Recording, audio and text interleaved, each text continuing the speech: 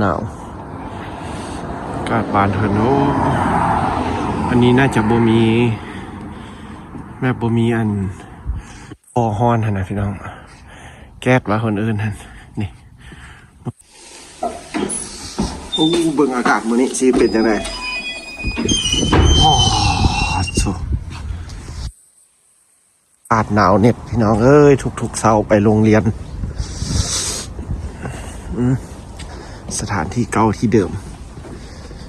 หอพักหน้าหอพักเดินทางไปโรงเรียนพี่น้องหนาวทุกมื้อพี่น้องเอ้ยอากาศแจ้งๆอย่างสิแห้งหนาวเศร้าๆพี่น้องเอ้ย7:55ไปโรงเรียนทุกมื้อเริ่มเรียน9:00พี่น้องเริ่มเรียน9:00เลิกแม่น19:00แหลงถือว่าเบิดมือเลยพี่น้องเลยน่าจะเป็นอาทิตย์หนึ่งพัก1ครั้งพี่น้องถือว่าได้พักโรงเรียนแล้วก็ได้ไปซื้ออยู่ซื้อกินมาไว้ตู้เย็นเดี๋ยวก็ได้ซักเครื่องซักของถือว่าเครื่องนุ่งนี่แม่นอาทิตย์ละครั้งพี่น้องซักนะได้ซักเครื่องนั่นแม่นอาทิตย์ละครั้งวิวทิวทัศน์บรรยากาศบ้านเพิ่นได้พี่น้องเลย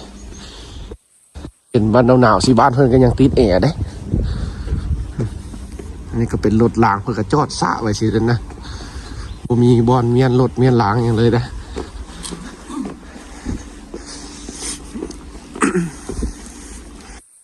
บ้านเพิ่นเอาขี้เหงื่อไปทิ่มตื่นมื้อเช้าไปเวียกไปงานรถล้างแล้วมันจอดจังซี่นะพี่น้องเอ้ยบ้านเพิ่นน่ะฤดูร้อนฤดูฝนก็เป็นจังซี่ละเบิดนะ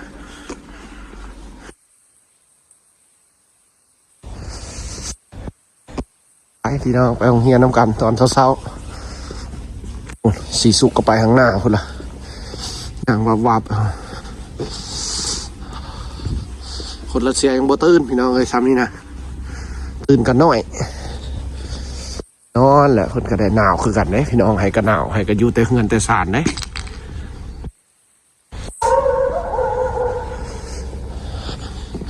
ดีอยู่แต่เงินแต่ศาลนะมันหนาวพี่น้องมันหนาวมันเย็น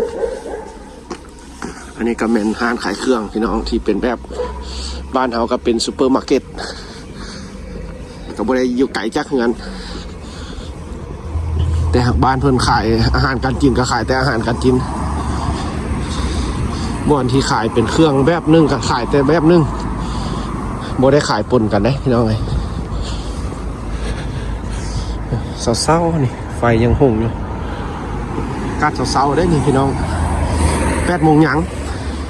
ซ้ำนี้บ้านเพิ่น8:00ยังนะ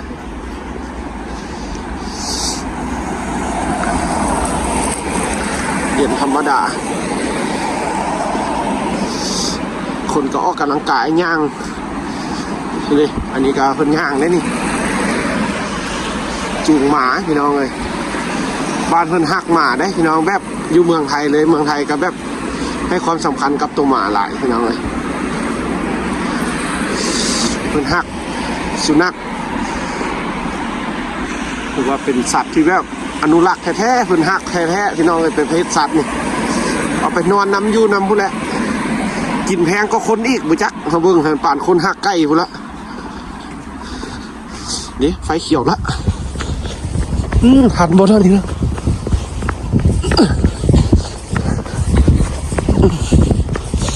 โอ้เย็นแรงพี่น้องเลยไฟเขียว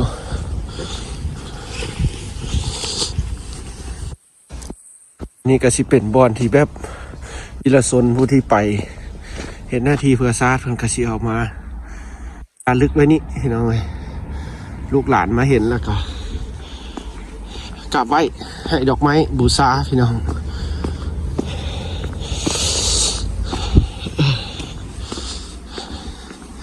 ย่างไปโรงเรียนเด้อพี่น้องเลยเบิ่งตอนเช้าแล้วจากน้อยมาเบิ่งตอนแรงเวลาเขาเลิกฝนสิตกบ่โอ้มื้อนี้มีลมอีกพี่น้องเลยมื้อนี้อากาศมีฟ้าลมอีกเด้อนี่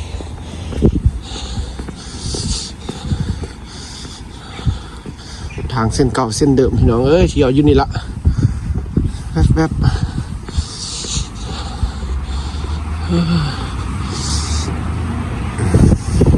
สีซุกไปเขาใส่แล้วเนาะนี่เนาะแม่นแล่นเราบุจักพี่น้องเลยหนาวปะนี่นะ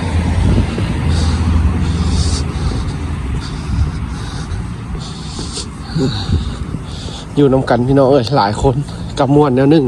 คันมาผู้เดียวนี่โอ้สิเหงาขนาดเลยพี่น้องเลยยันอยู่บ่ได้ผู้และคันมาคนเดียวนี่เหงาแค่ได้ชิลมก็ไผ่ชิวอก็ไผ่ใครแต่เขามีหลายคนละกะโอ้ลมกันมันก็ม่วนไปน้องงานนั้นเป็นลูกหนึ่งเข้าบ่มันตัวอยู่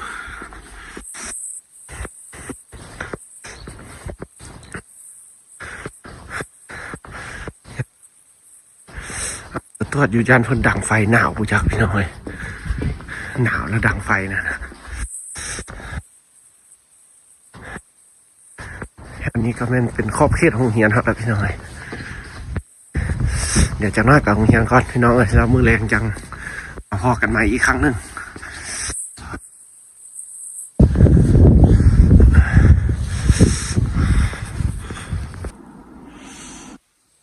หนาว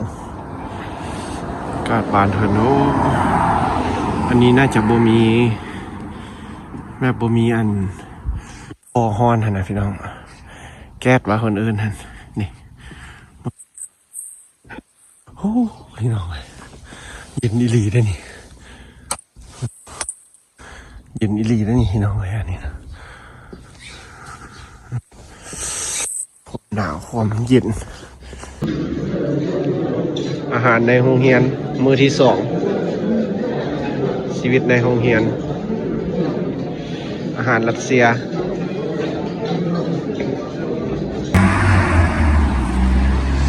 เอาต่อพี่น้องเอ้ยตอนนี้ก็เป็นเลิกโรงเรียนอย่างกลับเพื่อนเย็นจี๊ดพี่น้องเอ้ยออกจากโรงเรียนมาละแบบเดียวกับใช้ชีวิตอยู่ในตู้น้ำแข็งคืออันคอมเมนต์เม้นมาแหละพี่น้องแบบอยู่ในตู้แช่เลยตลอดปีเลยนะหนาวพี่น้องเลยหนาวอีหลีเย็นซื่นพี่น้องเลยนี่ก็เป็นบ้านของเพิ่นอย่างกับเพื่อนรักเดี่ยวพี่น้องบอกไก่ดอกแบบนี้ทุกมือทุกวันเบิ่งใบไม้เนี่ยพี่น้องจนตายวันยามนี่มานะแห้งจนตายเพื่อน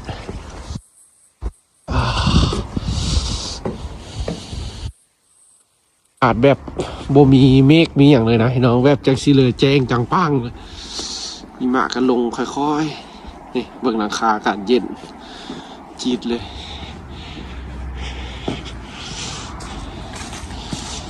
คนบ้านเพิ่นก็ฮิตย่างอย่างเดียวพี่น้องเลยคือกะเพราแหละย่างอยู่รัสเซียบ่เป็นตาอายได้พี่น้องเลยบ่คือบ้านเฮาได้คันย่างแล้วเพิ่นว่าบ่มีรถมีรางขี่เท่าไดโอ้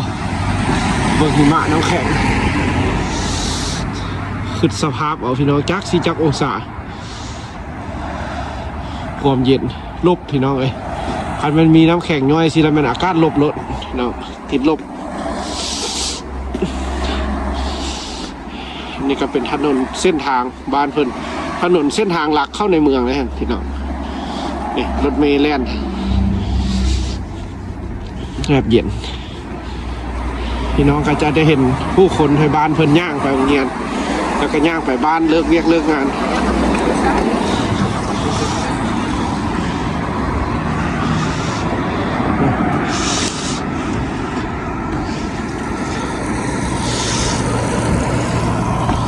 เย็นซื่ออันนี้ถ้าเส้นทางหลักเข้าในเมืองพี่น้องเลย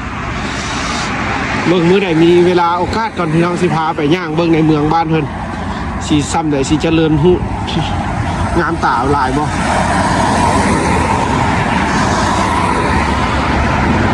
รถรางบ้านเพิ่นมื้อนี้ก็มีคอมเมนต์นึงอันเอาก็ตอบคอมเมนต์ไปเนาะเพิ่นว่าคือบ่เห็นรถจักรมาซั่นว้าพี่น้องรถจักรใส่สีขี้ได้อยู่นี่นะมันเย็นป่านนี้นะขับขี่รถจักรนี่ต้องเป็นได้นุ่งเครื่องจักรสั้นเป็นสีขี้เลย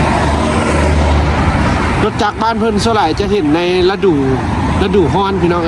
ฤดูร้อนอยู่รัสเซียจะมีน้อยพี่น้องจะน้อยที่สุด3 เดือนนี่แหละพี่น้องเพื่อกระโบฮอดซับ ในฤดูร้อนบ้านเพิ่นยังซ้ำกับฤดูหนาวบ้านเฮาเลยพี่น้อง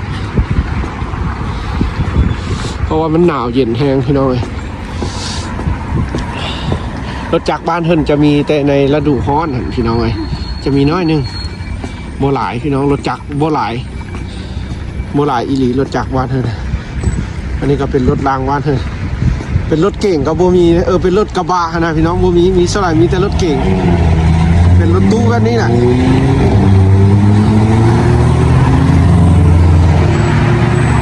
รถที่มีท้ายกระบะบ่มีพี่น้องเลยน้อยจะน้อยที่สุดอยู่รัสเซียนะ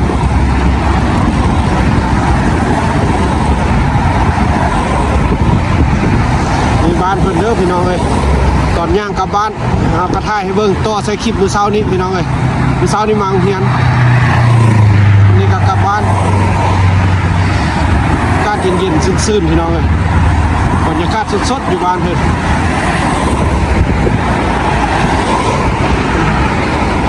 เย็นพี่น้องเลยเย็นคักแท้มื้อนี้นะอากาศจะสิละเย็นก่อนยามหิมะตกพี่น้องเลยหิมะตกยังบ่เย็นปานนี้ในบ้านเพิ่นนะอันนี้ก็จะเป็นแบบนี้พี่น้องเลยถนนเส้นทางอยู่บ้านเพิ่นเอาพี่น้องเลยไปพบกันใหม่คลิปมากเด้อสำหรับคลิปนี้ต่อเป็นมื้อเช้านี้พี่น้องเลยเขาก็ขอบใจพี่น้องทางเมืองไทยหลายๆเด้อที่มาเป็นห่วงเป็นใยแล้วก็พี่น้องทางบ้านเขาที่คอยให้กำลังใจพี่น้องเลยเป็นห่วงเป็นใยการใช้ชีวิตอยู่พี่